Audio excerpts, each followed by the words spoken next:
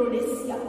Bapak Dr. Haji Susilo Bambang Yudhoyono dalam salah satu pidatonya mengatakan bahwa di abad ke-21 ini visi misi negara kita adalah melanjutkan pembangunan bangsa menuju Indonesia yang maju dan sejahtera. Kita bertekad pada tahun 2045 nanti dapat membangun perekonomian yang kuat, menyebar informasi yang akurat sehingga stabilitas dilihat, serta berkualitas di hadapan para pejabat, konglomerat dan rakyat. Sepakat? Pertanyaannya, apakah visi misi tersebut dapat tercapai jika melihat kondisi Indonesia yang seperti ini? Sebagai jawabannya, mari kita perhatikan sumber daya alam Indonesia yang dulu subur dan makmur, kini semakin dikuasai dan dieksploitasi oleh bangsa lain. Terbukti dengan adanya penandatanganan kontrak kerja antara pemerintah Indonesia dan Amerika Serikat. Kini Freeport akan terus berlanjut hingga tahun 2045. Perekonomian Indonesia yang kini dibilang membaik oleh pemerintah, namun nyatanya membuat rakyat semakin sengsara. Kebutuhan ekspor dan impor yang selalu disikat, bahan bakar minyak yang semakin meningkat, neraca perdagangan tersumbat sehingga pendapatan sulit didapat, kehidupan semakin terhambat, bahkan rakyat pun kian sekarang. Belum lagi biaya pendidikan yang semakin tinggi dan meningkat sehingga terselubung sebuah kalimat, susah kali ketemu jadi orang yang hebat toh. Jika krisis seperti ini terus menerus kita biarkan, maka akan lahirlah kebodohan, kemiskinan, akan pengangguran sekaligus kesengsaraan yang akan menghancurkan sendi-sendi kehidupan bangsa kita. Betul hadirin? Oleh karena itu, melihat betapa krisisnya kondisi Indonesia saat ini, melalui momentum Musabaqah Syarhil Quran kali ini, kami akan membawakan syarahan Al-Quran yang berjudul Membangun Kualitas Sumber Daya Manusia dalam Memajukan Bangsa, dengan landasan Al-Quran Surah An-Nisa ayat 9.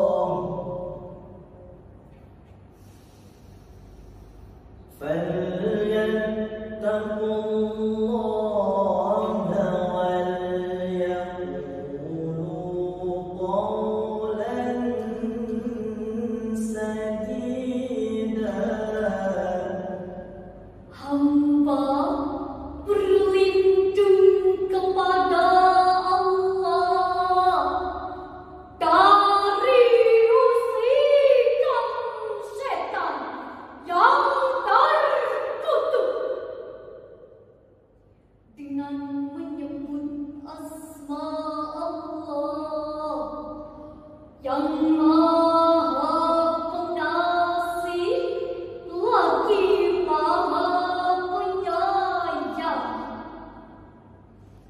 Dan hendaklah takut kepada Allah orang-orang yang sekiranya mereka meninggalkan keturunan yang lemah di belakang mereka, yang